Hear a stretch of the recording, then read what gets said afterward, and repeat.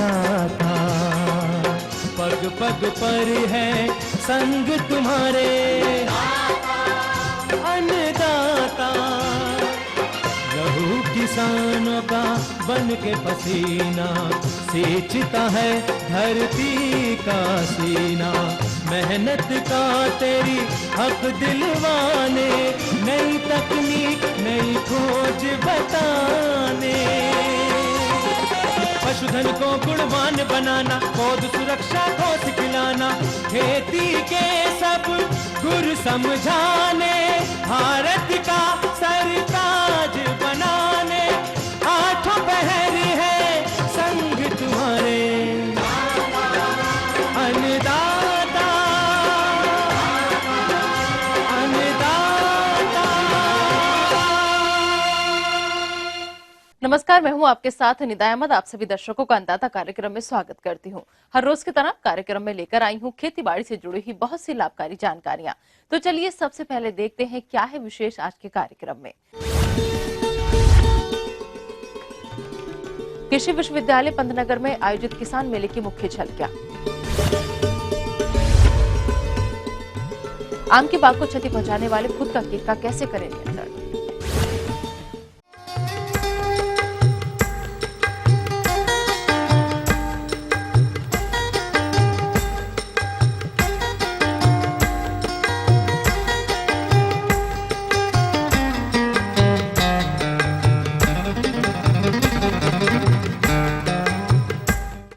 कृषि विश्वविद्यालय पंतनगर में 10 से 13 मार्च तक अखिल भारतीय किसान मेला व कृषि उद्योग प्रदर्शनी का आयोजन किया गया, जिसमें किसानों ने फसलों, फलों, पशुओं और मछली पालन से संबंधित परीक्षणों और प्रदर्शनों का अवलोकन किया। साथ ही खरीफ फसलों के नए बीज और नई नई तकनीकों के बारे में बताया गया।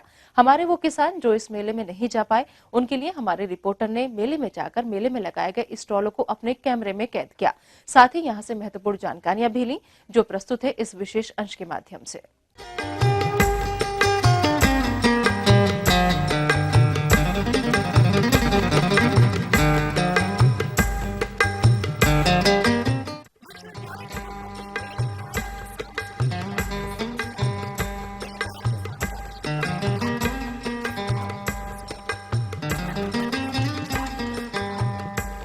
किसानों का आकर्षण बीज और पौधरोपण सामग्री की तरफ है। दूसरा आकर्षण जो मैं विशेष रूप से देख रहा हूं, वो छोटे छोटे जो खेती बाड़ी में उपयोग होने वाले यंत्र हैं, उपकरण हैं। दराती से लेके, हंसिया से लेके, कटर से लेके, प्रूनिंग की मशीन से लेके, स्प्रेयर से लेके, इन तरफ किसानों का विशेष झुकाव मुझे दिख रहा है साफ साफ। तीसरा चीज, जो रोग और व्याधियां हैं उनके निराकरण से संबंधित जानकारी किसान जरूरत से ज़्यादा जो है जानने की कोशिश कर रहा है। और बहुत से किसान तो ऐसे हैं कि छिड़काव कैसे करें, कैसे जो है रोगों से निजात पाएं, उसके बारे में अधिक से अधिक जानकारी लेना चाहते हैं। चौथा एरिया जो है, जिसमें किसान अब पहले की तुलना में बहुत ज़्यादा जो है इंटरेस्ट लेना लगा है, वो है कि प्रशोधन कैसे करें, भंडारण कैसे करें, अपने सामान को ज़्यादा दिन तक जो पेरिसेबल है उसको रखने की विधाएं क्या हैं। जैसे जीरो एनर्जी कूल चैम्बर है, जैसे जो है ट्रांसपोर्टेशन की व्यवस्था है, जैसे जो है मार्केट का एक्सेस है, उसके बारे में जानकारी जो है जानना चाहता है।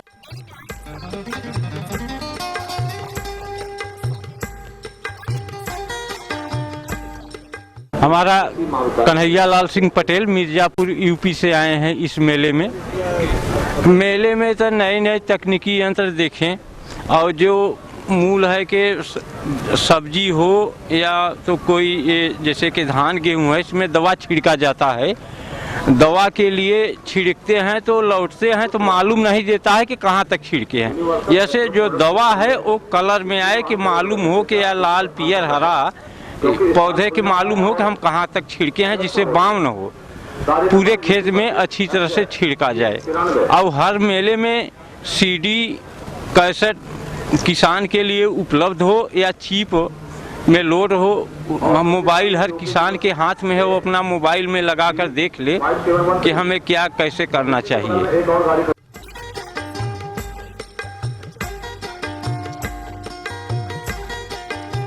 कि इस वर्ष हमने जो पुरानी उन्नतशील प्रजातियां हैं, विभिन्न विश्वविद्यालयों से विकसित की गई हैं, वो प्रजातियां भी हमारे पास हैं, और पंतनगर विश्वविद्यालय से जो विकसित की गई हैं वो प्रजातियां भी हमारे पास हैं। तो मैं विशेष रूप से उल्लेख करना चाहूँगा अपनी दो प्रजातियां जो हमारी बासमती की दो प्रजातियां हैं, एक प्रजाति पंत बासमती 1 और दूसरी प्रजाति पंत बासमती 2। तो ये दोनों जो प्रजाति हैं ये केंद्रीय प्रजाति विमोचन समिति द्वारा संस्तुत की गई हैं, और अभी तक जितनी बासमती की प्रजातियां आई हैं उन प्रजातियों से ये उपज क्षमता में, रोग क्षमता में और गुणवत्ता में उच्च पाई गई हैं।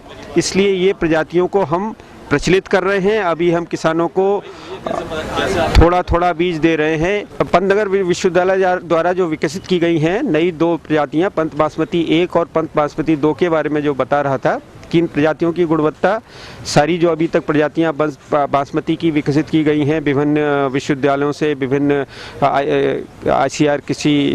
आईसीआर के विभिन्न संस्थानों से, उनमें सबसे अच्छी पाई गई हैं। और अभी हमने इनको इसी वर्ष से हमने इनको संवर्धन करना शुरू किया है, और अभी हमारे पास अधिक मात्रा में बीज नहीं है, तो इसलिए हम अधिक से अधिक किसानों में इन प्रजातियों को पहुँचाने के लिए 1 केजी 1 किलो और आधा किलो के पैक दिए जा रहे हैं, जिससे कि चारों दिन जो किसान आ रहे हैं उनको सभी को ये प्रजातियां मिल पाएं।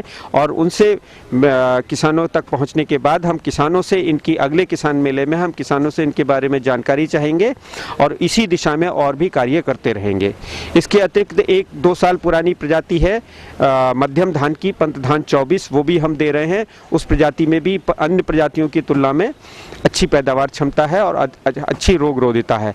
इसके अतिरिक्त एक प्रजाति पंजाब की है PR 113, इसकी भी काफ़ी किसानों द्वारा मांग की जा रही है, तो उसका समुचित मात्रा में बीज हम किसानों को दे रहे हैं, जो कि PR 113 यहाँ के पंजाब के किसान और यहाँ के जो तराई के हैं किसान इनमें काफ़ी प्रचलित है, और इसका समुचित मात्रा में बीज किसानों को दिया जा रहा है। इसके अतिरिक्त इस वर्ष हमने जो पहाड़ की कुछ परंपरागत फसलें हैं उसमें जैसे गहत है और मंडुआ है, उसका भी 1-1 किलो की पैकिंग हम किसानों को उपलब्ध करा रहे हैं। अरहर की 2 प्रजातियां हैं, उनकी हम किसानों को 1 केजी की पैकिंग उपलब्ध करा रहे हैं।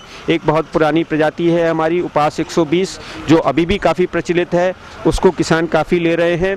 और एक नई प्रजाति है पंत अरहर 291, उसको भी किसानों द्वारा काफ़ी पसंद किया जा रहा है। सोयाबीन की 2 प्रजातियां हैं, पंत सोयाबीन 1225 और पंत सोयाबीन 1092। पंत सोयाबीन 1092 विशेष रूप से पहाड़ के किसानों को और तराई के किसानों के लिए विकसित की गई है, तो उसका बीज भी हमारे पास उपलब्ध है। इसके अतिरिक्त 1-2 साल पूर्व विकसित की गई संकुल मक्का की एक प्रजाति पंत संकुल मक्का 3 का बीज भी हमारे वहाँ उपलब्ध है। किसान यहाँ पर काफ़ी मात्रा में आ रहे हैं, काफ़ी जानकारियाँ उनको दी जा रही हैं, जो भी किसान को जानकारियाँ हैं वो भली प्रकार से उपलब्ध कराई जा रही हैं।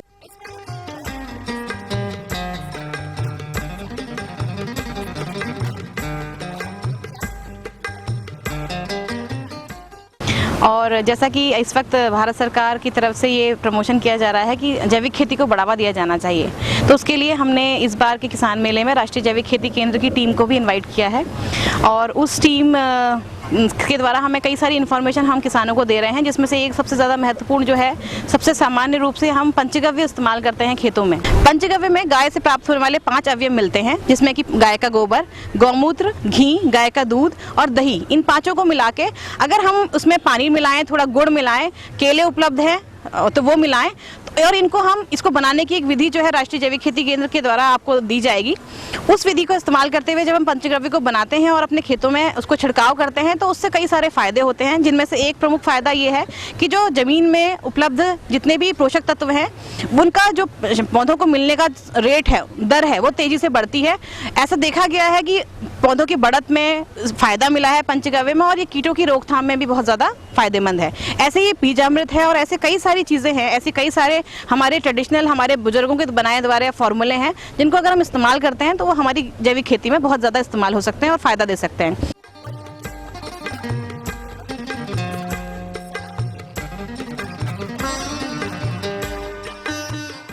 यहाँ हमने बहुत सारे इस इनोवेशन पंडाल के अंदर पशु चिकित्सा क्षेत्र से संबंधित बहुत सारे हमने नए नए इनोवेशंस, नई नई चीज़ें करके देखी हैं और उसको हम किसान तक किस तरह पहुंचा सकते हैं उसकी जानकारी दे रहे हैं। इसके लिए हमारे पास एक आदर्श हमने डेयरी फार्म बनाया है, यहाँ पे आदर्श पोल्ट्री फार्म बनाया है और चारा प्रबंधन कैसे करें किसान, उसके बारे में भी जानकारी दे रहे हैं। जो प्रसव के दौरान परेशानियाँ होती हैं उससे कैसे बचा जाए उसके लिए भी हम यहाँ जानकारी दे रहे हैं। हमारा सबसे ज़्यादा इस बार का जोर हमने दिया है चारा फसल को उगाने, चारा फसल के चक्र के बारे में, और इसके साथ साथ हमारे पास किस तरह इस पंतनगर के आसपास उपलब्ध जो विषैले पौधे हैं उसके बारे में जानकारी दे रहे हैं। जैसे ये बहुत ज़्यादा भांग के पौधे यहाँ होते हैं, गाजर घास होता है, धतूरा होता है, अरंडी होता है और इसके साथ कुरी और गाजर घास, ये सब से किस तरह विषाक्तता होती है जानवरों में इसके बारे में जानकारी दे रहे हैं और किस तरह इससे बचा जाए। और कुछ घरेलू जैसे नुस्खे भी हमारे पास होते हैं, जैसे सक्रिय कोयला सब जगह मिल जाता है, सिरका हर जगह मिल जाता है। इन सब चीज़ों से किसान उस थोड़ी देर के लिए प्रबंधन कर सकता है जिससे कि डॉक्टर के आने का समय मिल पाए और पशु की जान बच पाए। इसमें सबसे पहला है भांग का पौधा। भांग, अगर हम लोगों में, मनुष्यों में ये प्रवृत्ति होती है कि हमें हर एक चीज़ देखकर खाते हैं, पर पशु अपने चारे और दूसरी चीज़ में भेद नहीं कर पाते, तो वो बिना अनजाने में ही ये सब चीज़ें खा जाते हैं, जिसमें सबसे पहला है भांग। भांग अगर वो खा जाते हैं तो इसमें गति भंग का उनमें आ सकता है, साइन आ सकता है, उल्टी हो सकती है, मुंह से लार टपकना हो सकता है, कंपन हो सकता है या फिर उनका तापमान सामान्य से भी कम जा सकता है।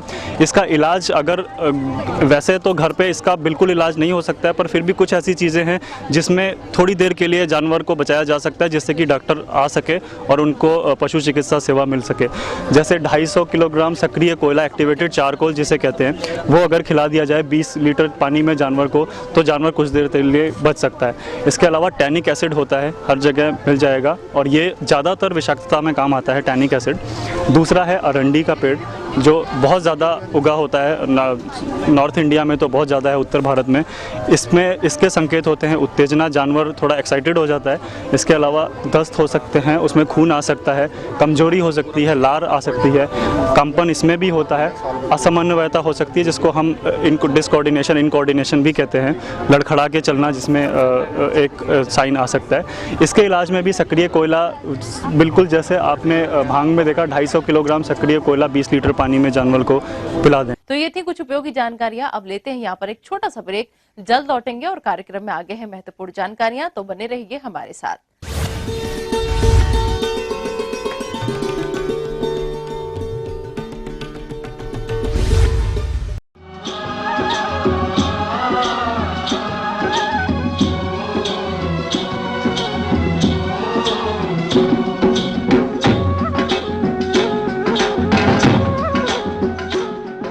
ब्रेक के बाद एक बार फिर से आप सभी दर्शकों का अन्नदाता कार्यक्रम में स्वागत है। बढ़ते हैं अगली प्रस्तुति की ओर।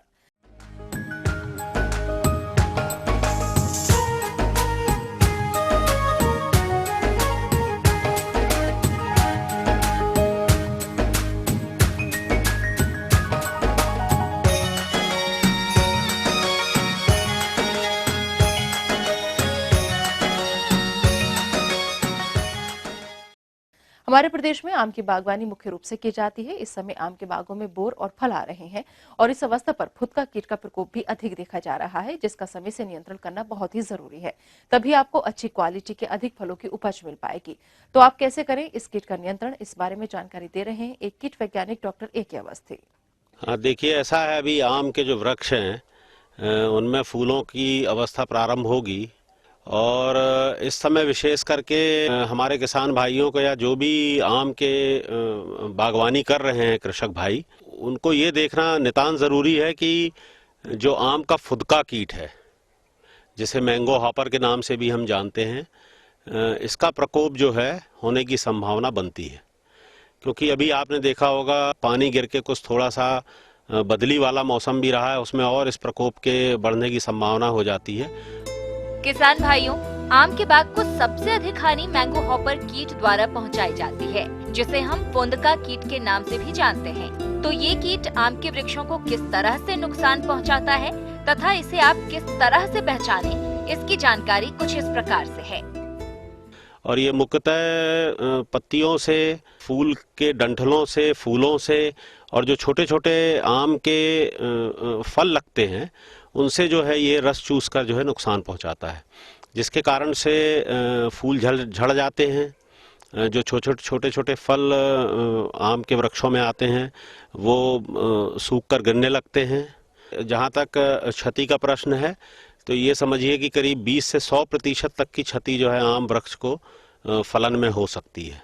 और जहाँ तक इसकी पहचान का प्रश्न है, ये भूरे से रंग का कीट दिखाई देता है जो कि सामने की तरफ चौड़ा और पीछे की तरफ सकरा होता है और इसे आम का फुदका, जैसा कि मैंने पहले कहा आपको, आम के फुदके के नाम से जाना जाता है।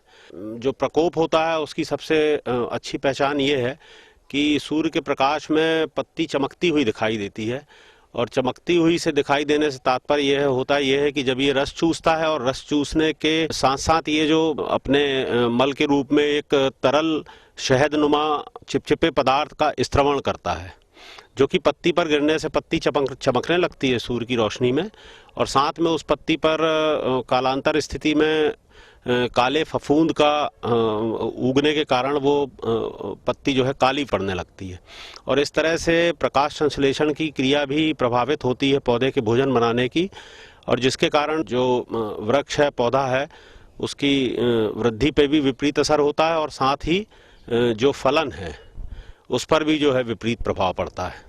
तो इस तरह से ये आम का जो फुदका कीट है, इस पर इस समय जनवरी फरवरी के महीने में विशेष करके निगरानी रखना अत्यंत आवश्यक है।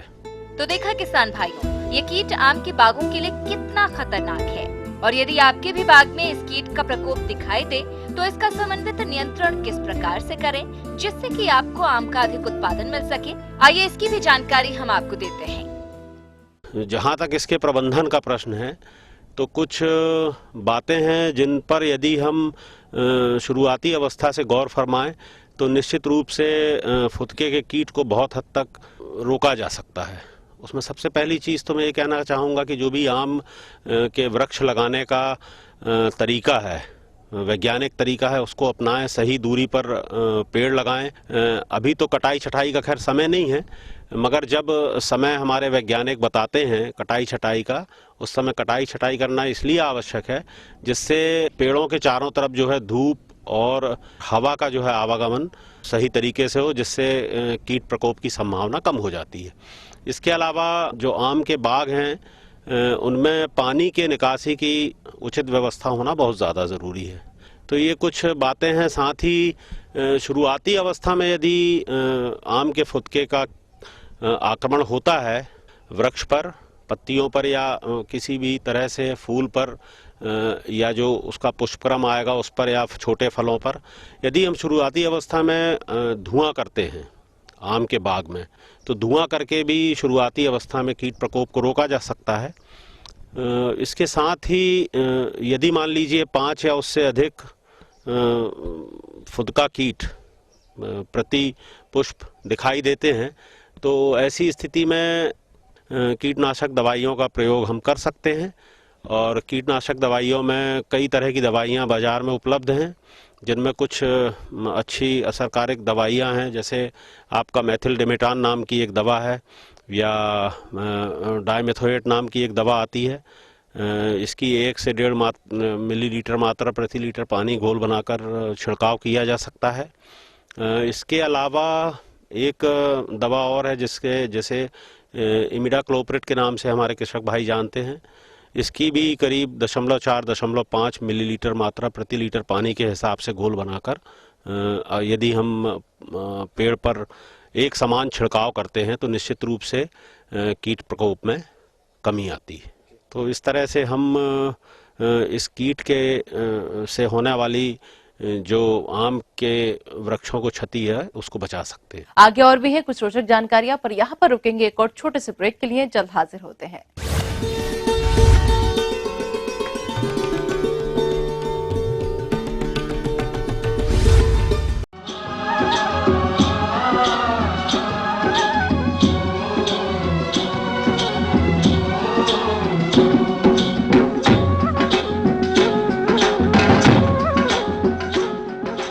ब्रेक के बाद आप सभी दर्शकों का स्वागत है। चलिए अब रुक करते हैं अगली कड़ी की ओर।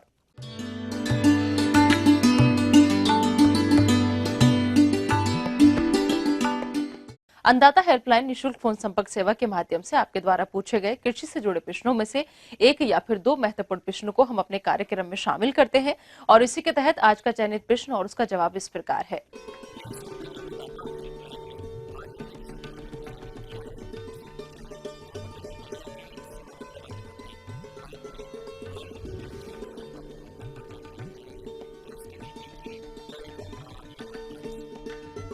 जैसा कि आप जानते हैं कि मुर्गियों में आहार प्रबंधन एक बहुत महत्वपूर्ण रोल अदा करता है। मुर्गियों के पूरे प्रोडक्टिविटी का 75% भाग उसके आहार से आता है। अगर हमारी ब्रायलर मुर्गियों में आहार प्रबंधन उचित नहीं रहेगा तो वो सही समय पर सही वजन नहीं दे पाएंगी। मुर्गियों के आहार प्रबंधन के लिए हमारे वैज्ञानिकों ने मुर्गियों के आहार को 3 भागों में विभक्त किया है। पहला आहार है प्री स्टार्टर, दूसरा स्टार्टर और तीसरा फिनिशर। जिन एरिया में मक्के की उपलब्धता ज्यादा है वहां कंसंट्रेट आहार भी चलता है। आहार के इन भागों में वर्गीकरण उनके प्रोटीन और ऊर्जा की उपलब्धता के आधार पर किया गया है। चूंकि मुर्गियों में शुरुआत के दिनों में अधिक ग्रोथ की आवश्यकता होती है, इसलिए उस समय हमें प्रोटीन की आवश्यकता ज्यादा होती है। बाद के समय की जो आवश्यकता होती है उसमें फैट डिपोजिशन की जरूरत होती है। तो चूंकि मुर्गियों के प्रथम 10 दिनों के लिए प्री स्टार्टर भोजन की आवश्यकता होती है, जिसमें कि प्री स्टार्टर में उसमें 23 से लेकर 23.5% प्रोटीन पाई जाती है, 3200 से लेकर 3300 के करीब एनर्जी पाई जाती है। दूसरा आहार है स्टार्टर। स्टार्टर आहार में 2100 से लेकर 21% तक प्रोटीन पाई जाती है और उसमें 3100 के आसपास की एनर्जी रखी जाती है। तीसरा आहार है फिनिशर। फिनिशर में 19 से लेकर 20% तक और 2900 किलो कैलोरी एनर्जी पाई जाती है। आहार का प्रबंधन इन्हीं रूपों में किया जाता है। जहां तक बात है आहार की, तो इस समय बहुत सारे रेडीमेड फीड बाजार में उपलब्ध हैं, जिनकी गुणवत्ता के आधार पर हम अपना चयन कर सकते हैं कि कौन सा आहार हम लें। दूसरी बात, यदि हमारे मुर्गी पालकों के पास मक्के की उपलब्धता आसानी से है, उन एरिया में वो अपना फीड निर्माण कर सकते हैं। हाँ, एक चीज आवश्यक है कि मुर्गी आहार में चाहे वो किसी स्टेज का हो, कैल्शियम 1% के आसपास का रखना चाहिए। चूंकि ये गर्मियों का मौसम है, आहार प्रबंधन इस समय बहुत महत्वपूर्ण हो जाता है, क्योंकि इस समय बर्ड गर्मी के स्ट्रेस में, हीट स्ट्रेस में बहुत ज्यादा रहती है। इसलिए इस मौसम में आवश्यक है कि हम जितने भी कूलर पीरियड हैं, दिन के ठंडे पीरियड हैं, उस समय इनके आहार को दें, जैसे कि सुबह 10 बजे के पहले और शाम को 4 बजे के बाद पर्याप्त दाना है वो खा सकेगी। क्योंकि जैसे जैसे एनवायरमेंटल टेम्परेचर बढ़ता है, मुर्गी में दाना ग्रहण करने की क्षमता घटती जाती है और ठंडे समय में वो अच्छा खासा दाना ले सकती है। एक चीज और देखने में इस समय बात आती है कि चूंकि मुर्गियां काफी हांफती रहती हैं, क्योंकि इसमें स्वेट ग्लैंड होती नहीं है, तो अपने बॉडी को ठंडा करने के लिए वो काफी हांफती हैं, जिससे कि वेपर इवापोरेशन होता है, पानी इवापोरेट होता है, जिससे कि उसका शरीर ठंडा रहता है।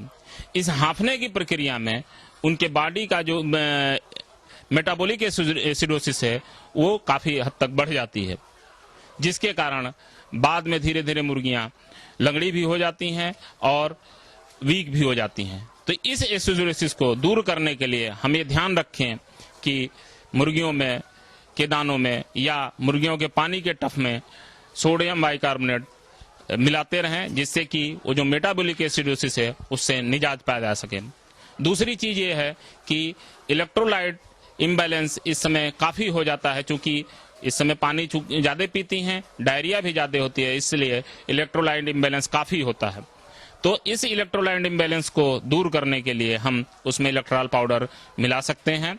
दूसरी चीज ये है कि चूंकि बर्ड इसमें काफी स्ट्रेस में रहती है, तो एंटी स्ट्रेस विटामिन जैसे विटामिन ए है, विटामिन D3 है, विटामिन C है और विटामिन E है, इसको फीड में या पानी में मिलाकर दें उसे, जिससे कि स्ट्रेस से दूर रहें। दूसरी चीज ये है कि दाने में जो उनके दाने की फार्मूलेशन है उसमें लाइसिन और मिथ्योनिन की मात्रा बढ़ी रखें। कभी कभी चूंकि एनर्जी इसमें थोड़े समय के लिए ज्यादा जरूरत पड़ती है, दाना का कंजम्पशन कम होता है, इसलिए जल्दी ग्रोथ के लिए एनर्जी की ज्यादा आवश्यकता होती है। तो हम इस मौसम में फैट एनर्जी का यूज कर सकते हैं। गर्मियों के मौसम में पानी एकदम साफ रखें, पानी ठंडा रखें, पानी को बार बार बदलते रहें, और जब ज्यादा मौसम होता है तो उसमें बर्फ भी मिला सकते हैं पानियों में, जिससे कि ठंडा पानी वो ज्यादा पीते हैं और स्ट्रेस से बचे रहें।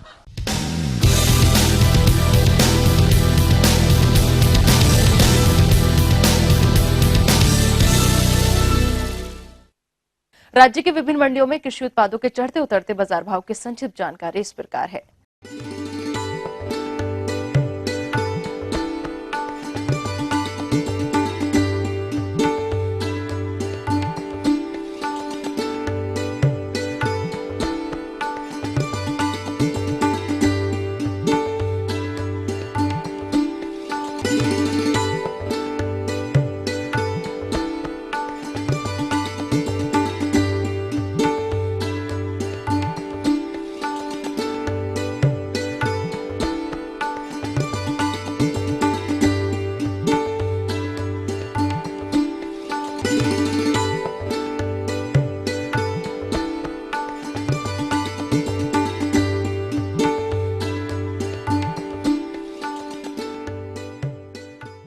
हम ये उम्मीद करते हैं कि आज का कार्यक्रम आप सभी दर्शकों के लिए उपयोगी रहा होगा।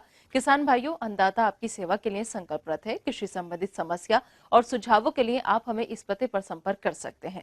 प्रोड्यूसर अन्नदाता, ETV Uttar Pradesh Uttarakhand, Ramoji film city Hyderabad 501512। साथ ही आप हमें ईमेल भी कर सकते हैं। हमारा ईमेल है andata.up@etv.co.in। इसके अलावा आप हमें निःशुल्क हेल्पलाइन नंबर 180010845999 पर सोमवार से शनिवार सुबह 10 से शाम 4 बजे के बीच संपर्क कर सकते हैं।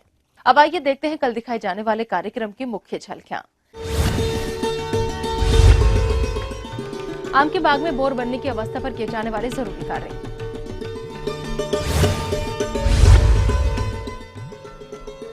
अधिक उपज के लिए कैसे करें बसंतकालीन गन्ने की बुवाई। फिलहाल अन्नदाता की पूरी टीम को आप दीजिए इजाजत। कल फिर इसी समय आपसे होगी मुलाकात कृषि संबंधित कुछ और महत्वपूर्ण जानकारियों के साथ। नमस्कार।